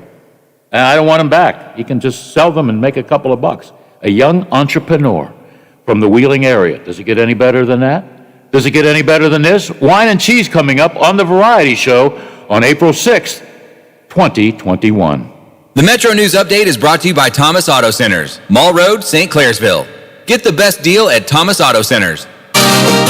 West Virginia Metro News, I'm Chris Lawrence. Senator Joe Manchin is again a pivotal figure in the future of a key White House program, this time the president's infrastructure plan. President Joe Biden unveiled the plan last week. The American Jobs Act includes $2 trillion toward infrastructure projects and revenue generation by overhauling some tax laws. This includes increasing the corporate tax rate from 21% to 28%. Manchin not supportive of such a large increase. He adds the country needs to pass an infrastructure bill, but also needs to fund it through appropriate means. We can't continue to throw caution to the wind, and both sides, the Democrats and Republicans both, have been irresponsible in the financial responsibilities that we have for our country and our future generations. The corporate tax rate went from 35% to 21% thanks to the 2017 tax law. Manchin opposed that measure. I'm Alex Thomas, WVMetroNews.com. Deadline nearing for the legislative session and still no consensus on how to eliminate the state's income tax. There are 3 competing versions of bills to do that, the House, the Senate, and the governor's plan, and that matter was the topic of a discussion at a summit Monday, but that produced no agreement. Governor Jim Justice stressed people will know this is going to hurt them and they won't be quiet about it. If we don't come out with a way to give them these tax rebates to keep them cash positive, you're going to have an avalanche of the vote. Justice adjusted his position with some changes in his tax proposals. You're listening to Metro News, the voice of West Virginia. U.S. Centers for Disease Control and Prevention indicate they are willing to meet with Kanawha County public health officials to have a look at local concern about the high rate of HIV. The agency recently indicated Kanawha County has one of the highest concentrations of HIV occurrences in the country, something county officials want to know more about and how that figure was calculated. The county commission on Monday sent letters of request to Senators Joe Manchin and Shelley Moore Capito. Manchin indicates his request was quickly received and the CDC wants to get together. From the Metro News Anchor Desk, I'm Chris Lawrence. AutomotiveMap.com presents the Sports Flash, powered by the Score on the Watchdog. I'm John Thayer. Baylor won its first ever men's basketball national championship last night, defeating the Gonzaga Bulldogs 86-70. Gonzaga finishes the year 31-1. Baylor 28-2 with the national title. Jared Butler had 22 points and 7 assists for Baylor. Jalen Suggs 22 points in the loss for Gonzaga. Paige Beckers became the first freshman ever to win the John R. Wooden Award. It was announced yesterday. The award is given annually to the top women's college basketball player in the country. Coors Field in Denver has been chosen to host this year's All-Star Game, according to reports. Download the Score app today, lightning fast sports alerts, so you never miss a thing. It's why the Score app is one of North America's most popular sports apps. I'm John Thayer with the Sports Flash, powered by the Score on the Watchdog. What's in store for your business this week at Staples? Printing you new signs for the times. Get back to business with custom printed signs and sales materials. Staples has hundreds of designs to choose from, or just upload your own. And now at Staples, get 15% off signs, posters, or decals when you spend $75 or more. Some items printed same day when ordered before 2 p.m. Save big on custom printing at Staples. Ends 5/29/21. Exclusions apply. Limit one offer per customer. See store associate or visit staples.com/signage for details. What can help you take advantage of today's low mortgage rates and save money? Rocket can. You could save hundreds of dollars every month by refinancing with Rocket Mortgage at today's near historic low rates. If your current rate is over 4%, you could lower your payment by over $150 a month, saving thousands in interest every year. Call us today at 8338-ROCKET or go to rocketmortgage.com. Savings are based on Quicken Loans, internal data. Points and fees may apply. Call for cost information and conditions. Equal housing lender licensed in all 50 states. NMLS-ConsumerAccess.org, number 3030. The possibility of lung cancer can be pretty scary, especially if you're one of approximately 8 million current or former smokers at high risk. That's why SaveByTheScan.org wants you to know that now there's a breakthrough low-dose CT scan that can detect lung cancer early, and it only takes 60 seconds. You stop smoking, now start screening. For an easy quiz to see if you're eligible, visit SaveByTheScan.org. It could save your life. SaveByTheScan.org is brought to you by the American Lung Association's Lung Force Initiative and the Ad Council.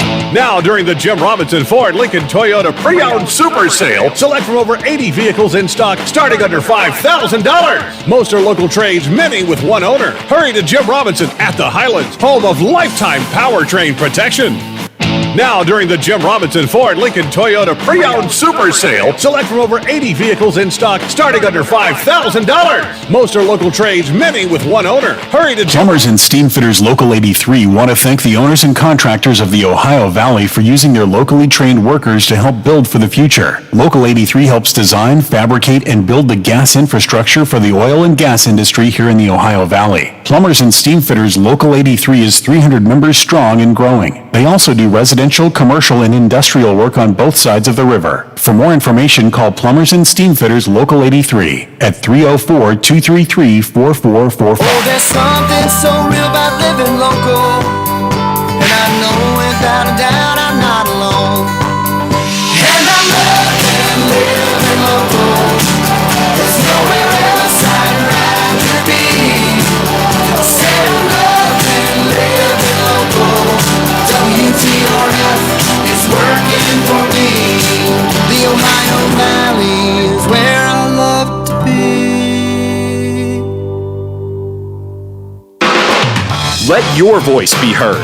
This is Big Rick, your host of Real Big Talk, weekdays from 2 to 5 on the Watchdog. Just because my name is on the show, that doesn't mean that this show doesn't belong to you too. Lola and I can drive the bus, but you can jump on and join in. Breaking stories, local, statewide, national, and around the world discussed right here on the Watchdog. 304-214-1600. Real Big Talk with me, Big Rick, weekdays from 2 to 5 on the Watchdog.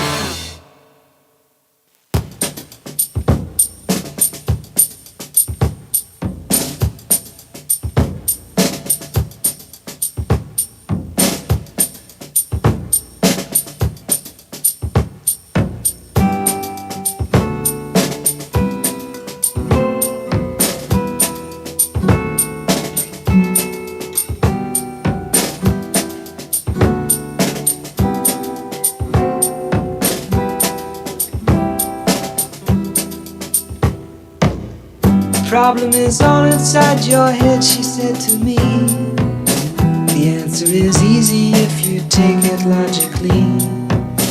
I'd like to help you in your struggle to be free. There must be 50 ways to leave your lover. She said it's really not my habit to intrude. Furthermore, I hope my meaning won't be lost or misconstrued. But I'll repeat myself at the risk of being crude. There must be 50 ways to leave your lover. 50 ways to leave your lover. Yeah, but there's only one way to listen to your favorite high school basketball teams, and that's right here on the Watchdog tonight. Wheeling Central at Brook on WKKX. That's at 7:30 tip-off. And then game number 222 WVLY Magnolia at John Marshall. That basketball game tip-off 7:30 airtime. Thursday we got the Penguins and the Rangers. Penguins playing the Rangers tonight because of basketball, which is a top priority, especially since it's local. Just have to wait till Thursday to listen to the game. Or you can listen to the basketball games and turn down the sound on TV and watch the hockey games. I've done stupid things like that. Like last night after Baylor had the quick start, I decided, you know what, I'm going to watch hockey, I'm going to watch Pirate baseball, and, you can always do these things, so especially with that little clicker. If it was back in the 50s or 60s, I had to get up and down to move to change the channels, okay? All right, that's it. Basketball, hockey, we do it all. And Friday, we got WVU baseball, okay? Baylor. Ooh, it's a good thing WVU don't have to play Baylor in basketball again. That is one outstanding basketball team, Baylor. But I knew that weeks ago, especially when West Virginia played them very, very difficult in the Dick Vitale Classic. Only lost by about 5. So that is that. Our Watchdog poll on the website. Do you support taking an All-Star game out of Georgia? Okay, all right. I think they ought to move it to Milwaukee because it was supposed to honor in Georgia the home for Henry Aaron. So Henry Aaron played in Milwaukee as a Brave. So they should have moved it to Milwaukee, but it's going to be a Coors Field in Colorado. Whatever. Okay, we have Corey here with us. Corey, how are you? I'm doing good. How are you guys? Holiday? It was great. Great. What is that? Black cherry? Black cherry, yeah. Yeah, there we go. Jumping in the Seltzer game this week. Okay. And here it is, decoy. All right. I can never get this thing straight. There we go. Where's the decoy? Now I got the angle. There we go. 80 calories in this little 80 can. calories, yeah, and I think they even note on the back of this that this is not a low-calorie product, so don't look for that when you're looking to decoy. So decoy, really well known for their wine. So Duckhorn, big Napa winery, decoy being their Sonoma second label, and been very well known for years. But so you're starting to see these guys, the wineries jump in the seltzer game. So this is the first one that I've seen is a wine-based seltzer. They're taking a dry rosé out of California. Typically they'll use a Pinot Noir grape. Then they are blending it in with some seltzer water and then black cherry. So definitely get that black cherry that comes out of it. Being a seltzer, it's not supposed to have tons of depth and concentration and flavors, but I definitely think the fruit jumps out in it for sure. But I enjoy it. This is my first time trying it. I thought it'd be a good time to bring it down. Alcohol, 5.5? 5.5, yep. Yeah. Yep, so again, nice and light. No added hot sugar. days. No added sugar for sure. And I'm holding an ice cube. This baby's cold. Yeah, I have wanted to serve make it sure chilled. to- Oh, yeah, this is definitely something chilled on a really hot day. Yeah. I know they did a orange Chardonnay seltzer as well, so that's something I'll be bringing into the shop over the next couple weeks. And there's a couple other flavors too that we'll be working with. Crafted tastefully from our cellars. Yeah. Is this a new product, huh? Mm-hmm. The wine seltzer. I want to say it's brand new to the market in general. And like I said, I haven't seen a wine-based seltzer yet, so. Okay. Well, it's like a spritzer. It is. You know, It is. we used to do that in the summer when it was hot. Yep, and I think this could even use a little more of a heavier chill than what I got on it. And I put it in the refrigerator freezer this morning, but kept it in the box, so it didn't get super How many chilled. come in a box, these little cans? Little 4-pack cans, so you're getting a liter of seltzer here. They hit at $14.99 a 4-pack, so breaks That down sounds to what, reasonable. about $3.75 a can is what you're getting. And then what you have to remember, it's not a malt beverage. It's a wine product. So the price comes from the grapes being pressed and everything from there. 4/8 is what, 32? It is. That's just enough for Lola for a tasting, right? Well, just enough for me too. 32 ounces? Yeah. Yeah. Now, Janet's not here, so you're going to have to be Janet. What cheese would go with this?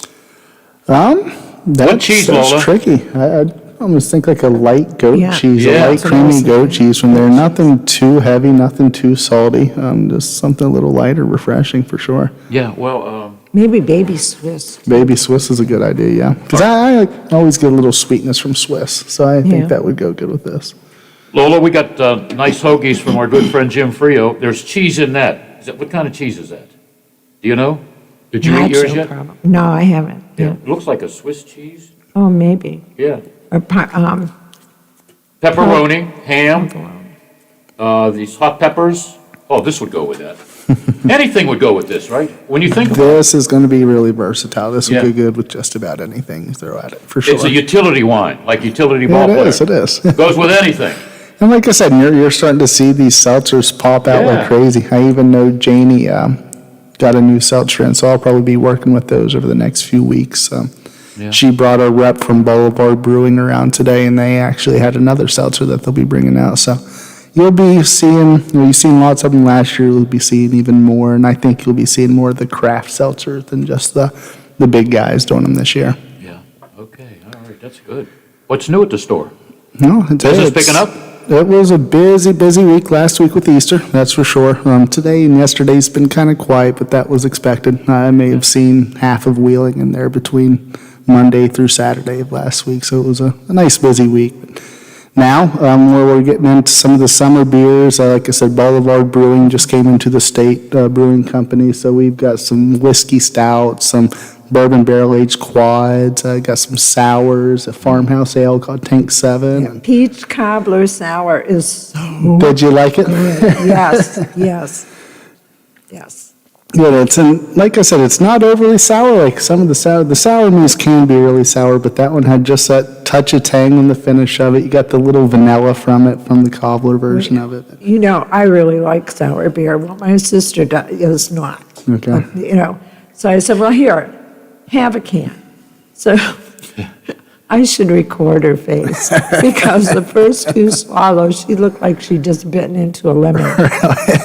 But then, once your taste buds get used to it, and she's going, oh, this is really good. It's going to keep your hands off the rest of mine. Well, I think that's the thing about the sour ales, because I think that sour factor is almost like the biggest shock that your taste buds can experience. So once you get those first couple tastes, the acidity kind of hits you, the tanginess hits you, but once you get the taste for it, I'll tell you, they're so refreshing, they're good. My fourth sip out of this, I finally tasted the cherry. Okay, yeah, the black cherry really stood out right away to me, to be honest. I didn't know what it was, but I had to take a couple sips before I could. It popped. okay. Yeah. Like a natural rosé is going to put out that touch of a little strawberry, light raspberry flavors in general, so you'll get that natural fruit from it. Yeah. But I think with them putting the sparkling water in with it, that's going to cut down on the wine big time. So the flavor and the concentration, I would say, is going to have to come from that black cherry. I'm surprised it's 5.5%. Me too. It doesn't taste like you're it, adding does it? seltzer to it. Yeah, you're right. So it must, and with the rosé too, you're probably starting off with a 12.5%, 13% alcohol there. So pretty much just cutting it in half. They could probably even put a little less seltzer water in there and make it real good. Business should be booming now. I talked to my friend at the state store. Okay. I know what you're thinking. Why do you go to the state store? Well, I needed a bottle of champagne. And I guess ever since people started getting their stimulus checks, they're going to the liquor store, grocery store, or whatever, spending money. So that's one of the priorities, I guess, when you have some money. Well, I need a good bottle of wine or champagne. You're right. And I've definitely seen a bourbon. little Yeah. uptick. Have you seen a little bit up? Yeah. I have. I've seen an uptick since the stimulus. But to be honest, too, like I've said before, because people, they're getting back out to it now, but because people were home a lot more, you were seeing people drink wine at home a lot more often, so. Yeah. So my retail side's definitely held its own, but we're looking forward to getting back into these tasting events and getting going. Yeah. Well, I'm sure as soon as people get coming back, you and Janet will be smiling even more. Yeah, definitely. Well, and what's great is we're seeing a ton of foot traffic out there with these sunny days too, so that always helps. It was crowded Saturday. We were down Saturday. I just missed you. Did you? Okay, yeah, I'd just taken off probably then. But we went and saw Janet and Awesome. went over to see you and. There were lots of people. I don't think I got out of there till about 2:30 or 3, so you were maybe down there right around then. It's hard to find a parking place. It was. And that's how you can gauge how busy everybody is. There's no parking On place. Saturdays, we're trying to open up some wines and have some stuff open at the back bar because that foot traffic's increasing. During the colder days and people are coming in to get what they want and leaving right away, it's not quite as easy to have the samplings open in the bar in the back. But now that the sunny days are here, people are just walking around, killing time, checking out the shops. We've definitely tried to up the sampling in the back of the shop. So Well, we just had Easter, right? We So did. what's next? Mother's Day. Mother's Day, you're right. Yeah, when is Mother's Day, Lola? In May. Yeah, I don't know. But you can do your shopping now. Once again, like Christmas, Easter, or whatever. Yeah. Even anniversaries, which I have one coming up. Put the basket together, right? Definitely, yeah. Wine and cheese for Mama. The baskets are becoming more and more popular. I've been doing more of them myself. And for everything, for anniversaries, I did some St. Patty's Day baskets, some birthdays. So they. What was a kinda big fit seller for Patty's everything. Day? St. Patty's Day, I sold a lot of stouts. I think the tradition of drinking Guinness and stouts on St. Patty's Day carried it over to the Yes. wine shop this Yeah, I year was because just gonna I sold a lot of those. Not as much wine as I remember, but I do carry those Portuguese Vina Verdes, which they call Portuguese green wine. So I did try to press those as much or push those you as tried much as I that? could. Oh, yeah. Good? That's one of my go-to summertime wines. Could that be a go-to wine for Lola? Absolutely. I think I think brought 'em any down wine. here I a think few any of times. them's going to be go-to. Well, this can be a go-to wine for just about any. It's another one of those that has that slight carbonation to it. You get the fruit. It's not overly dry. It's really refreshing. Wow. Good little wines. And That's pretty good I think like 10% alcohol, 9.5% alcohol. So they're not as high as most. By the way, that's a new Pirate shirt, isn't it? That's what the players and coaches are wearing. It's when they go out to warm up, Yeah. that's what they're wearing. Oh, nice. That's pretty cool, yeah. Yeah, that's I see. After their first win, I thought they'd roll on. You're the ready to buy season, World put them Series 3 tickets, down. right? Yeah. Well, they were unbeaten for a while, But yeah, and you're a West Virginia fan, right? I am, yes. Yeah. Were you impressed with the way Baylor, who played West Virginia early in the season twice? I really was. And then the thing about, and I think this was West Virginia's trouble against Syracuse, is it's really hard to get down early in a game like that Yeah. and expect to make a comeback. Yeah, And I yeah. don't care how good you shoot in the second half. You're down 20 in the first But 15 minutes. It's Lola rough. agreed with me. The Butler guys, they were built like linemen. Oh, yeah. Yep. Yep.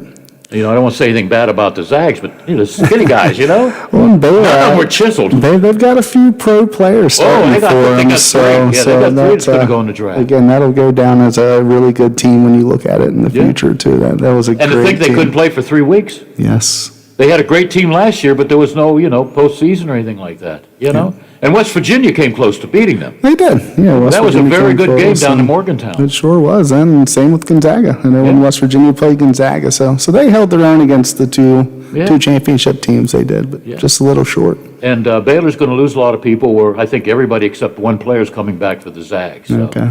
you feel bad about a team that you want to see go unbeaten for the first time since 1976, but you know what? Baylor's never won either. Yeah, exactly. When that current coach came around like 18 years ago, Well, I think they it was said- one of the worst programs in the world. Yeah. And they're celebrating in Waco. He turned it. He did. They're a good ball team. Yeah, only the second team from the state of Texas to win a championship. That's what I thought. The other one was 1966, Texas Western, I think. Okay. They did something unusual. They started 5 men of color Okay. and won, beat Kentucky and Adolph Rupp, Yes, I remember that. who was calling everybody boys. Well, those boys, and I'm there. Oh boy, Adolph, you wouldn't say that today. Yeah, Maybe that he was would. with who? Pat Riley was on that team, right? Whoa, I'm impressed. You knew that, huh? I knew that, Yeah. yes. You must have seen the movie a couple of weeks ago. At the time, I'm a sports nut, so it gives wine and sports for me. Beer fits in there between somewhere, too. Yeah. Kentucky was mighty. They were supposed to be unbeatable. Yes. Here's a small school, and all of a sudden, they were the champs, Plus Kentucky's won a lot, you know. Yeah. And Rupp Arena, I've been there many times. It's older than dirt, but there's like that history there. When you walk in, you just know a lot of great teams played there. Well, and I think it's hard to beat the feel of an old gym. I mean, down in Grafton, we had the old Claire B. Field House, and they built a gym like my senior year of high school, but just didn't have that same feel. No. Didn't have that same feel at all. Oh, the first time I walked into Rupp, I kid you not, and people know I'm a little nuts, but if you we stood in the middle of it was for a football game, but in the middle of the arena. And if you listened real close, you could hear people cheer. I mean, it's just like, it's ingrained in the walls. That's awesome. You know, it was awesome, and I am far from a UK fan, far from it. But it was just, yeah, there was just something. But I think that's just something as a sports fan in general, though, you'll appreciate. Just that feel you get, and you don't have to quite be that UK fan, but just as a sports fan in general, you get that. I forgot while I was there. Oh, Pitt was in the tournament of '64, and I think they made it to the next round and got blown away. Okay. But, I went like 7 hours early just so I could walk around indoors. And, I sat on the benches thinking, wow, how many great Kentucky players were here. And then a kid that I knew in high school, John Calipari, is now their head coach, Yeah. I don't dare ask him how much you have for recruiting, because they don't do that. No. No, they don't do that. No way. I didn't know there was something happening with our players. They all know what's happening. You're the head. Don't tell me Coach K doesn't know what's happening with his team away from the playing court. Yep. It's just like Lola says. It's a question of getting caught. Yep. That's right. But, Only cheating if you get caught. You're exactly right. And I think we all expected what we saw the last time Gonzaga played, that last second shot. Yeah. They'll show that over and over again. Yeah, but you know what? It's sad, because had they won last night, that would have been like the greatest sports moment of the year. It'd been a would big have been run. that three-pointer. Yeah. And now it's almost like an afterthought. It's too bad for the kid. It was. Yeah. It was. So if we played one shining moment earlier, this has been one shining moment. You come up with these goodies. Come up with something I don't like. No way. Because you can ask me, do you like this? I can say no. But you have good taste, man. Like I said, I think this is something that'll hit just about everybody's taste too. Yeah, this will hit a wide variety of people, especially, again, with the hot days coming. Something you can pour over ice. You can put a couple little mint leaves or some basil in there with it too, and add that little floral aspect. Yeah. But That would be. yeah, you can do all kinds of stuff with these. 8 ounces just enough. 8.8. Is it 8.8? Yeah, no, But 8.4. 8.4. Okay. Yeah, 5.5% alcohol. That's a lot for a little can, isn't it? It's decent alcohol for the seltzers, I think. But So like I Lola said, would you're need getting a 2 liter 4-packs to get a buzz. No? Like I said, no. But between this, you're getting 1 1/3 bottle of wine. So there is a lot of. There's a lot of juice in here, I should say. Yeah, a lot of juice in the cans. Yeah, okay. Would this go with a Big Mac? It would, and again, I You know why I don't brought that recommend up? Big Macs too often, but You know why I brought that up? Because McDonald's on this date, way back in 1955, opened their first doors to the public. Oh, really? Yeah. McDonald's hamburger was 10 cents. I think a Coke was 5, French fries 10. So you give them $1, you got money back. Yeah. Ain't that way today. Whole different world now, huh? Although I'll get Lola's cheeseburgers for $1 off the dollar menu. It fills her up. It's a double cheeseburger. Yeah. That's the sad thing. Fast food used to be an inexpensive meal. No, not anymore. No, I went to, I think, Arby's or something. No, it was Burger King. And I thought, I'll just get, When she told me the price, it was like, The sandwiches are huge anymore, too, it seems like. So it's, especially when I go through a fast food restaurant, I don't want that much of a sandwich. I'd rather have something little, because you're not going to reheat a McDonald's Big Mac, that's for sure. So no, that's not Would this go with what I see every day, packed in the parking lot, cars waiting to be served Chick-fil-A? Would this go? Chick-fil-A, oh, yes. You like Chick-fil-A? I like Chick-fil-A. I think it's hard not to like Chick-fil-A. Okay, all right. I've been there a couple times. Polynesian sauce. Is that what it is? Oh, is that good? I've never had the Polynesian. Yes, it's good. Knowing Lola, she'll try that with this. Okay. Yes. Well, it would be really good. Yeah, This and Polynesian saucy stuff on chicken. Yeah. I mean, it's all light. Yep, Light. I agree with you. I think it's going to, and again, this is going to go good with anything. Some sliced fruit on a plate even. I mean, it's a very, very versatile drink here. You know what that means. It's coming to an end, huh? Glad you could be here. Thank you. All right. Don't forget, go see Janet Valley Cheese and right across the street, exactly 66 feet from door to door, Corey, the House of Wine. And man, he's a house master. No, you're a wine master, right? You're the king of wines. How's that? Go WVU, right? In baseball, because we're covering their games. Coming up next, Big Rick on the Big Rick Show. On the really big show, wish we had Ed Sullivan to do our promos, but I'm out of here. To make you smile again, I said, I appreciate that. And would you please explain about the 50 ways? She said, why don't we both just sleep on it tonight?